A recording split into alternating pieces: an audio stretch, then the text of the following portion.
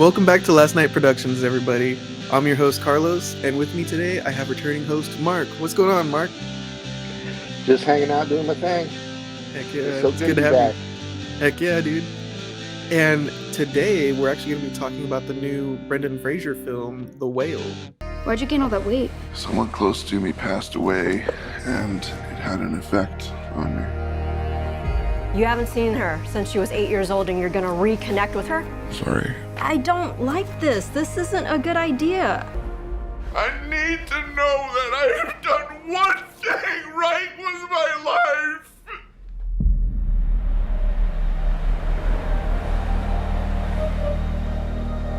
To open it up, The Whale is a powerfully honest character study based on a play by Samuel D. Hunter and directed by Darren Aronofsky. You guys might remember that director from Black Swan and Mother with Jennifer Lawrence. The Whale takes place entirely in the apartment of a severely obese English teacher named Charlie. Charlie is attempting in this film to reconnect with his daughter Ellie, played by Stranger Things actor Sadie Sink. We uncover truths about Charlie's family, and we gorge on some food. But Mark, what do you think about this film? Wow. I loved it. It's really good to have Brendan Fraser back. Yes. And he, you had mentioned character study earlier. Just watching him, how he uses his eyes and, in his timing. I mean, it's just, I never realized how good he was because, he's either swinging from the vines and, George of the Jungle, or he's shooting mummies, that kind of stuff. And he's never had a chance to flourish. And he, through the entire movie, you don't know exactly why he's doing what he's doing. Is he, is he eating because he's depressed? Is he eating because, of what happened with his partner? He hasn't, he's having a hard time reconnecting with his daughter. And and you see the pain in his eyes, but you don't know what that pain is for. Yeah. And, and I it just really, yeah, I really liked it. And not just because of Brendan Fraser necessarily. Anybody, any good actor in that role, would have delighted me, I guess, or whatever, in the same way. It just happens to be him. It's people are coming, it's his comeback role, and, he's up for all these awards and all that kind of jazz. Yeah. And, and I just kind of set all that aside and I watched him. And, yeah, I was very impressed. Yeah. What about you? I was impressed as well, I mean, there's been a lot of hype on the internet about this one. I think it was the Venice Film Festival earlier this year where they stood up at the end and gave him a 6-minute standing ovation. Yep. So yeah, everybody's talking Brendan Fraser, he's back. He was really good in this part. I've been watching a couple of interviews. I know Darren Aronofsky, the director, he said that it took like 10 years to cast this role of Charlie, Brendan Fraser. And he didn't even like know him from The Mummy or George of the Jungle. He saw him on like a weird foreign film, like a foreign action film, and he's like, you know what? That guy could play Charlie. kind of interesting. Yeah, kind of interesting to know. But yeah, the music was really good. There was it's a little shocking in the opening. I was like, wait a minute, why is this getting a standing ovation? It makes me almost want to turn away from the film immediately, but I feel like that's what the director is really good at, is he shows you some really real and honest things, and it's not all pleasant. Some of it you might want to be like, ooh, why am I watching this? Right. But in the end, it all comes around and it all just makes sense. Yeah, I think that actually a lot of the cast was really good in this one. There was the nurse, Liz. She was played by Hong Chow. She did pretty good. I liked her. You say you're sorry one more time, I will shove a knife right into you. I swear to Go God. ahead. What's it gonna do? My internal organs are 2 feet in at least. And then there was the preacher boy who's played by Ty Simpkins, which I didn't know, but he was the little boy from Jurassic World. I think No it's like the kidding. first of the Chris Pratt films. Yeah, he's Oh my grown God. up now. Yeah, pretty cool. Oh man, and the daughter, Ellie, played by Sadie Sink. I thought she did really good in this one. I was impressed. Overall, I think it was a really good flick. The the one thing that I will say that bothered me, but I think that it was his intention to do it this way was he formatted it in 1:33 aspect ratio, which I don't know if you noticed, but on both sides was the black bars, so it's just a little square picture we're looking at. He's Yep. probably he probably chose to do that to make it like feel tighter because this film does take place all in Charlie's apartment, and it also kind of makes Charlie look a little bit bigger too because he's taking up most of the screen, like right Mhm. here, oh, right here, yeah. I think that was my one. I get it's an artistic choice, but I also like my picture to be filled out. I don't know. It's a little thing to nag about, but I yeah, thought that because of that ratio, and it was a play at one time, that's kind of what it reminded me of a little bit. Is compacting all the characters, in a closer. That's what it reminded me yeah, of. There were a couple more things that it reminded me of a play also. yeah, So, um, and another thing that I noticed was the color was dull. It wasn't yeah, brightly colored. Had kind of a, I don't know, like a, I don't want to say a gray sheen to it, but it just didn't, I don't know, it didn't pop. They almost went yeah. realistic. It's definitely not like Bullet Train with Brad Pitt that just came out earlier this year. That one had a Hmm. lot of blues and pinks and reds that were really nice to look at. This one, yeah, maybe not. I mean, it's not hard to look at, but it's definitely not like eye candy or anything. Right. Yeah. I mean, to me, it kind of matched the subject matter. Yeah, yeah. Everything's just kind of blah. And I want to ask you about camera angles Mm-hmm. because it seemed like whenever he got up, Mm-hmm. he was tall. He was bigger than life, and I Right. don't mean heavy wise. I mean, he just like almost towered over you, and then Yeah. the camera would pull back, and then he looked normal. You Hmm. know, and I thought that was really cool. But I'm trying to think of why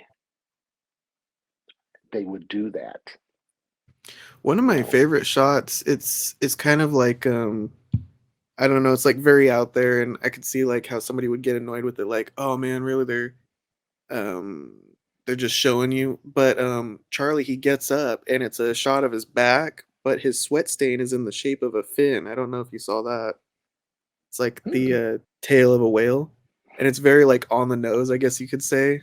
But I ah, thought that was kind of cool, actually, making the sweat stain almost his uniform. Um, but yeah, he yeah, was a I real big noticed big that. dude. I, Yeah, I I heard that it took like 3 hours to put on all of his prosthetics, and then like 1 hour to take it off after he was done filming.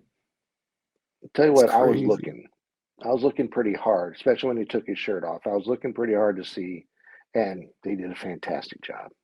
right? So, Yeah. which leads me to my next question to throw out there. Do you think that they should have cast somebody his size, or do you think it was okay to do what they did with Brendan Fraser?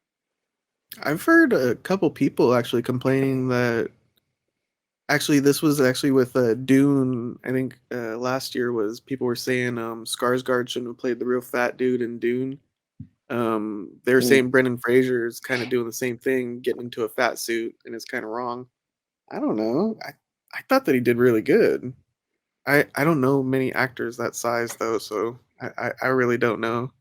I guess I'm not in Right. those shoes, but I really like Brendan Fraser, just having him back. Yeah. Oh yeah, I did too. I was just wondering, I don't What do know. you think? Do you think it's weird that he's in the fat suit, or I don't know? I'm kind of torn. If Mhm. they could find someone with his caliber of acting and be Right. a heavier person, then cool. But it's a decision that the director had to make, and he found his guy, and he was going to use him no matter what he had to do to him to you know to uh, to fill that part, to fill that role. Yeah. So Well, I so heard that yeah. Brendan Fraser, he actually like went and worked alongside these kind of homes that take care of obese people, so that he could like study like real people who are that size and get a feel for for his character. But he Hmm. actually went and worked with them, so he's kind of doing the Daniel Day-Lewis thing where he's trying to really study for his character so he gets it right and he can represent them correctly. Which I think he did I'd read great. too. Yeah, I'd read too that he took some dance lessons to help him position his feet and such when he's pushing himself up onto his walker. Oh, So, okay. Huh. yeah, I'd read That's that. kind of So, cool. Huh. Yeah, he said the suit was super heavy.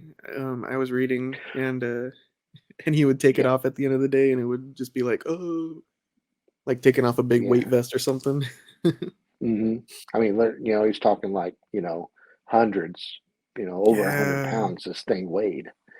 Yeah. yeah. So, and you got it, the first time I read that, I thought to myself, he got hurt. His back got hurt pretty bad during the Mummy movies.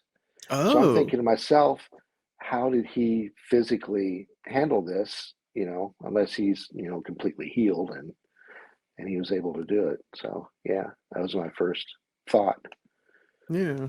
So Before we get into our spoil territory of this review, I think that I would say go out this Christmas weekend. It just came out, I think, technically tonight, maybe last night, the 21st of December. But I would say go buy a movie ticket, go out and see it. It is a very emotional film. Mark, would you recommend a movie ticket or wait till streaming? oh no, movie ticket. You've Yeah. got to you've got to see it in the ratio that they filmed it in, because you've got to, like you said earlier. It makes everything, especially him, bigger than life. You've Yeah. got to see it that way. Yeah. And not everybody's television is going to be calibrated the same. And like I said, it just the dulling of the color really help set the tone of the movie for me, because Yeah. I'm looking at it, it's like, oh, you know whereas if it was brightly lit, brightly colored, and that kind of stuff,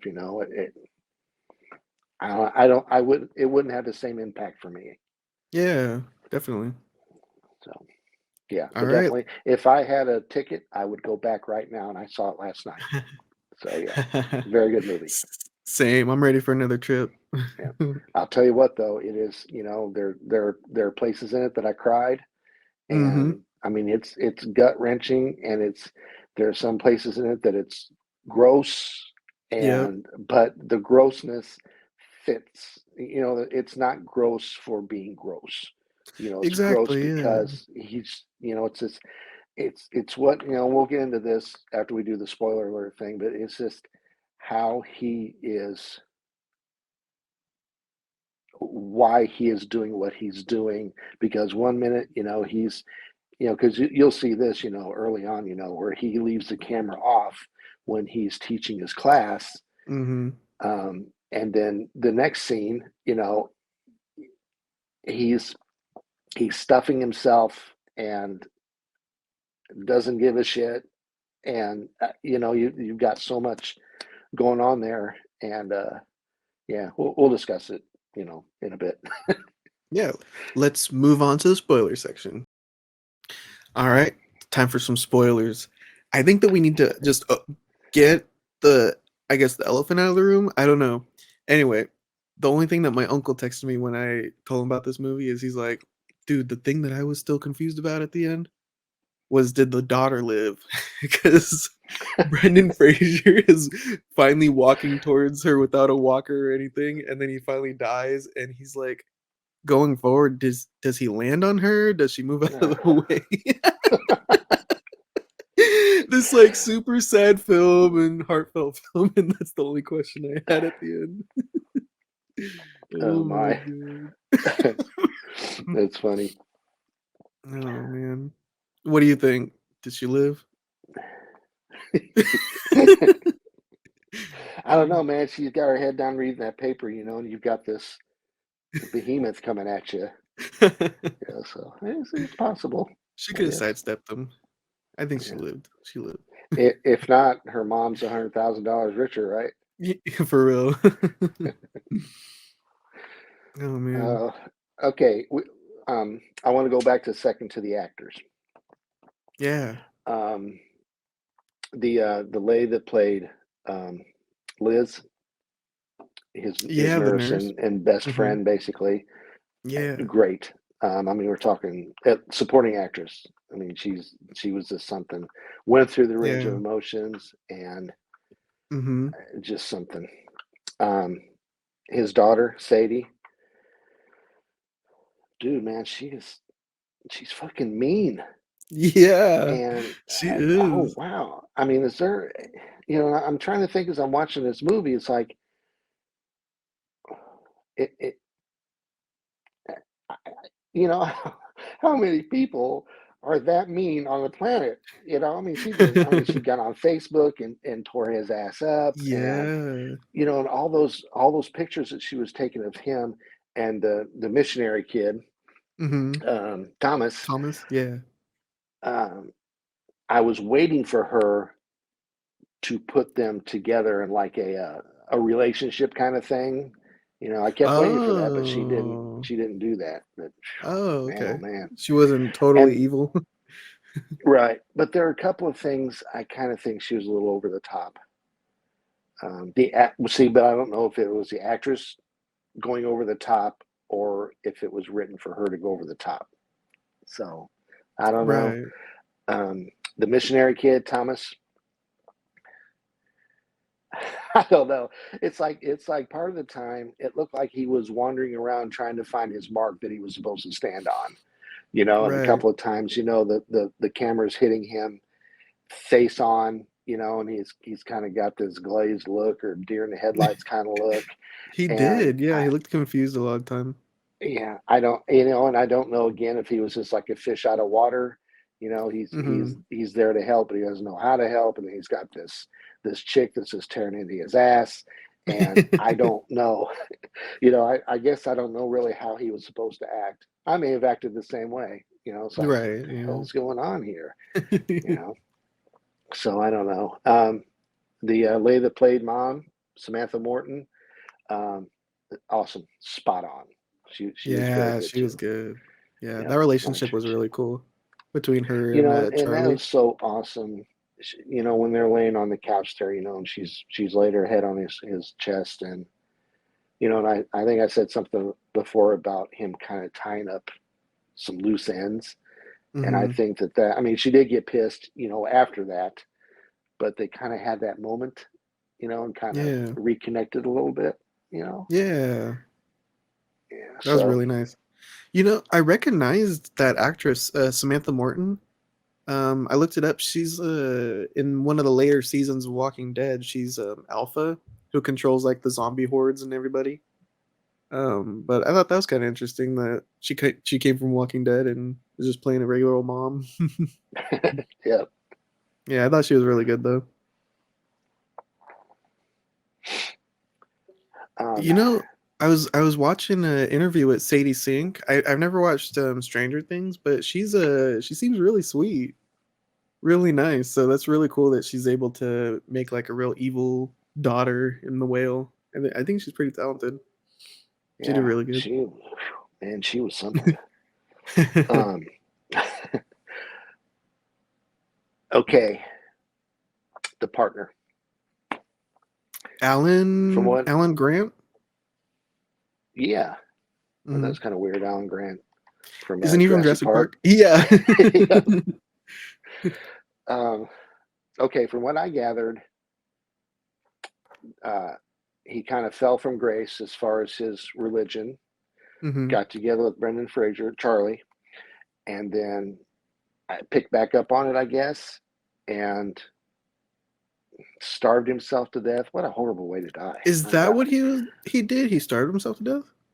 that's what it sounded like. Because they were He saying found that. that. Sorry, go ahead. No, go ahead. They were saying that I think it was the nurse Liz. She said she saw him wandering around one day and he like didn't know where he was. I thought it was like drugs or something. But that would be really interesting if he starved himself and then Brendan Fraser's character decides to like eat himself to death, like the total Yeah, opposite. I mean Huh? that's what I was thinking when I was watching the movies. Like that's kind of weird, But I don't Yeah. know. I guess I got to go. Maybe I got to go back in and read it. I thought that he had starved himself to death because Dang. for a while I thought it was HIV. Oh You yeah, know, that I crossed my thought, mind too. Yeah. but they never mentioned it. So I don't know. And her being a nurse, she thinks she would have mentioned that Right. Yeah. maybe. They never really say it, huh? I don't know. But he and they had that red Bible, and his partner had marked the passage. I think there's two passages in the Bible. One of the passages about man should not lay with man, kind of thing, And I think Hmm. that's one of the passages that was marked, and then that's what set the kid off. I'm sorry, the kid, Uh, Thomas set Thomas off, and then Brendan Fraser, started talking about the relationship, and Thomas is like, "Stop," and they kept going that way, and yeah. which is a really cool scene. Yeah. And so I don't know, tried to reconnect, I guess, and when he reconnected, maybe that's when, because they talked about, Brendan Fraser had said, I should probably just call him Charlie. He said, that they had a good 7 or 8 years together. Right. So Yeah. I'm under the assumption that their relation, or that he was alive longer than the 7 or 8 years. It Oh, like they you broke know what up, I you mean? think? Yeah, that I don't Hmm. know. I kind of got that. I wonder. Yeah, I need a rewatch for sure. Yeah, we need I to think I maybe think that was like the most vague part was Alan's story. I yeah, would have liked a little bit more about that, but I don't know. Maybe I just need to do it a second watch through and it'll make more sense. definitely. Um, okay, I want to talk about the characters a little bit Hmm. more. Um, okay, you've got the nurse, you've got the wife, you've got the daughter, you've got the missionary, and uh, there's like a universe in this living room, and you've got all the meanness and the hatefulness and the negativity, and you've got that rotating around the sun, which is Charlie. Mm. And and I kept thinking about that. It's like he's got all this negativity just slamming him, and yet he is so he's just so damn optimistic and forward thinking and that kind of stuff.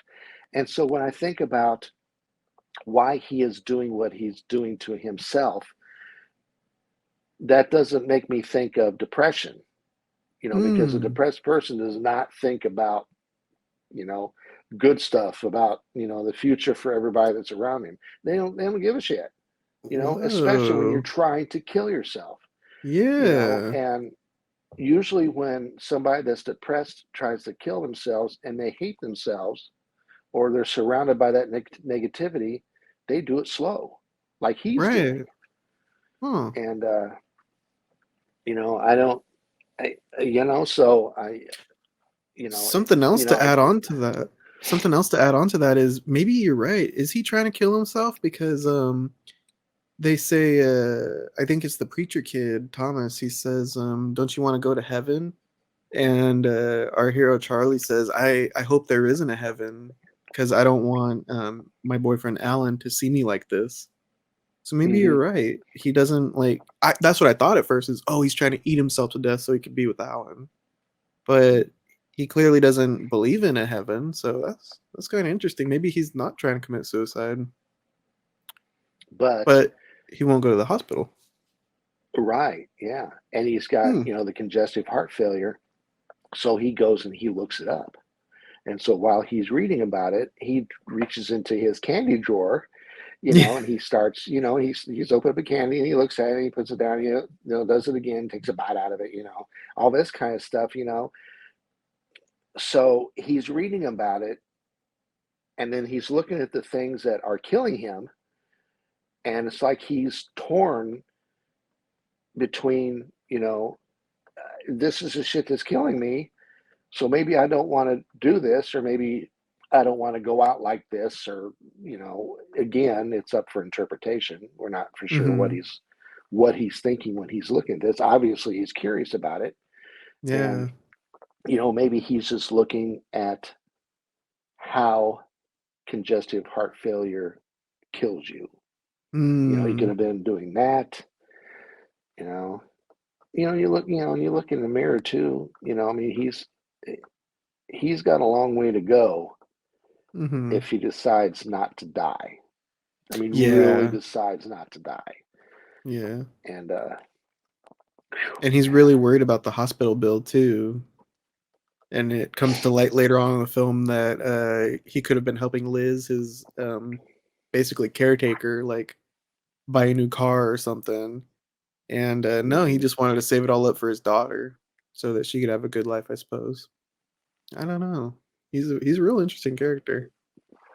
Yeah, and he, if he didn't have, because he mentioned at the beginning of the movie that he doesn't have insurance. Hmm. So, do you think if he had the means, would he have gone to the hospital, or was he just past that point? It's like, you know, I I want to don't die, know. or Yeah, I guess he just wanted to save up enough money for his daughter and then peace out. I guess that's kind of a weird thing to do, and huh? another thing too, we were talking about his partner. It's like it's kind of like he had pushed him out of his mind, because Hmm. he when his daughter turned up that picture of the two of them, Yeah. and they talk a little bit about it. Then he goes back in the bathroom and he starts crying. He gets the key down and he looks into the room. um, I don't know, it's like all of a sudden he's reminded of him. So that kind of takes away from the theory that he's upset Hmm. about him, and is trying to kill himself because of he's mourning Yeah. him. Plus, and I fucking hate this. They The first time we see him, he's masturbating. Wasn't that shocking, dude? I was all like, "We're opening Yes. with this? Hold on, whoa!" I was sitting there enjoying my popcorn. I'm like, "All right, time for a good movie," and then I'm like, "Wait, what?" Here, you Jeez. can have the rest of my popcorn. I'm done. Yeah, for real. I mean, I guess he could have put it anywhere in the film, but just opening up with it, that's a bold choice. That's what makes me think it's an honest film because not only is he opening up with like something that everybody does, of course, but he's showing like the 400-pound man jerking off to gay porn, and it's like all up front. This is him. Um, Mhm. and then later on, the themes of honesty come back where he's telling his class, I just want you guys to write something honest. He's telling his daughter, I just want you to write down whatever comes to mind right now in this notebook. Um, And then of course he's trying to be honest the whole time too in the film. He's telling people, "You're amazing, you're awesome," telling his daughter she could be anything she wants. I really like that theme. Kind of in all of this like sorrow and death and everything, it still has that awesome theme of honesty. Hmm. And it's presented as gross too. We see Charlie eating like a couple extra large pizzas, and he's double fisting the slices in like a sandwich style and chowing down. It's really gross, but that's probably what those size people do. Watching like those Hmm. crazy reality TV shows, My 400 Pound Life. You'll see that Yeah. kind of stuff.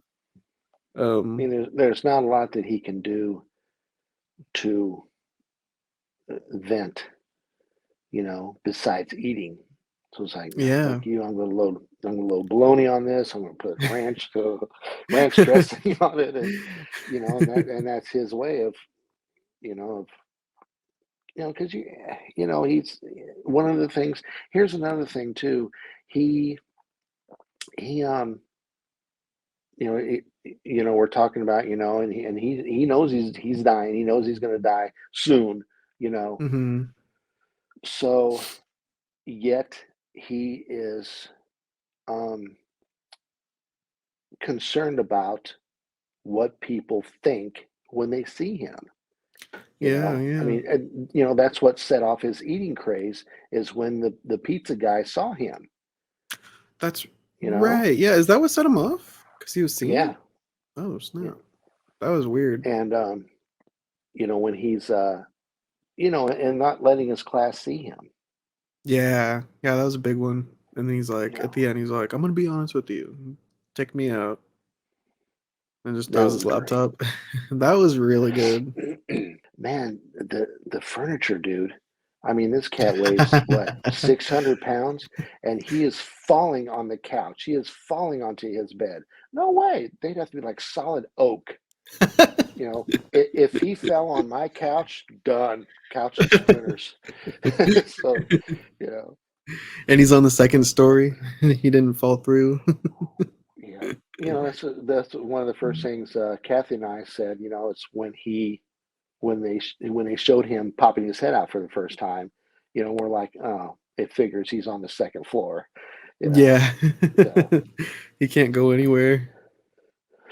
um, and then that camera angle, um, and they did it several times.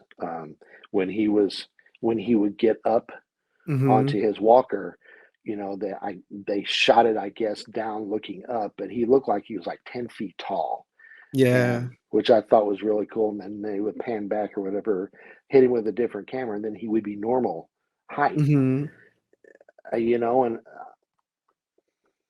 I, is he God looking down on Is all these he? people and trying to Ooh. keep everybody, you know, going forward as far as you know, Huh. I don't. I did like what you said earlier about him being like almost the sun in the galaxy and all the planets orbiting him. I Mhm. didn't think about that before. That's kind of cool. Cause yeah, he can't really go anywhere, do anything. There is one other character who you only see for that split second. I think Dan, the pizza man. He like comes up Mhm. throughout the film, and we only see him one time, and he's like shocked at the sight of Brendan Fraser. I don't know if we can include him in our planets. Maybe he's Pluto. I don't know. Right. Um, Yeah, I yeah, we really like could. that idea. That's kind of cool. Hmm. And he says, because everybody else, I mean, his daughter was kind of taken aback a little bit the first time she saw him. Mm-hmm. Actually, the mom was too. Mm-hmm. I think she said something along the lines of "What happened to you?" or something Yeah. like that. And but the pizza guy, his was pretty out there. He freaked and left. There's a So. lot of I've never read it before. There's a lot of references to Moby Dick. I've never read it. I don't know if you have. now I got to read it to see if this is very similar. Yep. Because I asked my grandma about it, and she said that it's about I think they say it in this film as well, but it's about Captain Ahab spending his whole life trying to hunt down the giant whale Moby Dick, and then they finally Mhm. get him. And I guess it's not what they hyped it up to be. I don't know. I never read it, but I was kind of even thinking that maybe Sadie, the daughter, was our Captain Ahab, and she's been trying to kill her dad this whole time. And then at the end, she kind of finally has him, and then that's when he expires. I don't know.